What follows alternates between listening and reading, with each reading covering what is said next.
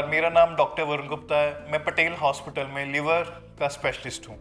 आज मैं इस वीडियो में आपको फैटी लिवर डिजीज़ के बारे में अवेयर करना चाहूँगा। फैटी लिवर डिजीज़ हालांकि हम सब ने सुनी हुई है, और अगर आज कोई भी किसी को ये सवाल पूछता है कि दुनिया में सबसे कॉमन बीमारी क्या है, तो वो है fatty liver disease.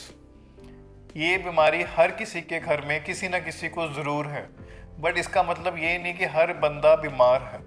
Fatty liver disease की कुछ स्टेजेस होती हैं, स्टेज 1, 2, 3, 4, जो कि आपके अल्ट्रासाउंड में दी जाती हैं। हम कुछ और फर्दर टेस्टिंग करते हैं, जैसे कि liver function test, lipid profile और फाइब्रोस्कैन, जिससे हमें समझ आता है कि एक्चुअल में आपके लीवर के अंदर कितनी शक्ति है और लीवर अंदर से कितना ख़राब है। फिर हम कैटेगराइज करते हैं मरीज़ों को, जिनको कि सिर्फ़ और सिर्फ खान पीन में कमी और लाइफस्टाइल में सुधार से फैटी लिवर का इलाज आराम से किया जा सकता है, या फिर कोई मरीज़ ऐसे होते हैं जिनका लिवर कुछ हद से ज़्यादा सख्त, जिसको इंग्लिश में लिवर फाइब्रोसिस बोलते हैं, वो हो चुका होता है, और जिनके AST ALT भी बड़े होते हैं।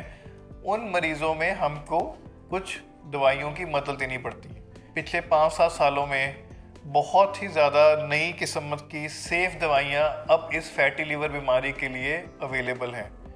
हमें इस फैटी लिवर की बीमारी को बिल्कुल भी इग्नोर नहीं करना चाहिए।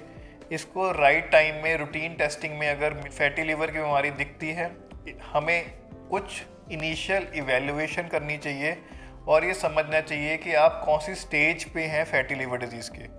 अगर आपका लिवर सख्त हो रहा है और आपकी स्टेज आगे है, तो कुछ सालों में आगे चल के आपका लिवर सिरोसिस में भी बदल सकता है। सिर्फ एक स्क्रीनिंग और कुछ छोटे टेस्टों से हमें ये सब पता चल जाता है। इस वीडियो के राही बस मैं यही मैसेज देना चाहता हूँ कि फैटी लिवर डिजीज़ को किसी के भी घर में अगर आती है या किसी के बारे को पता चलता है रूटीन अल्ट्रासाउंड में, रूटीन LFT कराने पर, कहीं से भी आपका डॉक्टर आपको बोलता है कि आपको फैटी लिवर डिजीज़ है, तो उसको किसी न किसी लिवर स्पेशलिस्ट के पास जाके एक बार ज़रूर थोड़ा सा और इवेलुएट करा लें और ये समझ लें कि आपको किसी दवाई की और कोई स्पेशल ट्रीटमेंट की ज़रूरत तो नहीं है, और अगर नहीं है तो आपका लाइफस्टाइल कैसे मॉडिफाई करना है, आपको अपनी फ़िज़िकल एक्टिविटी कैसे बढ़ानी है, और आपको अपने खाने पीने का क्या ध्यान रखना है।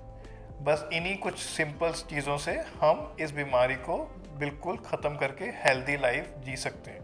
Thank you so much.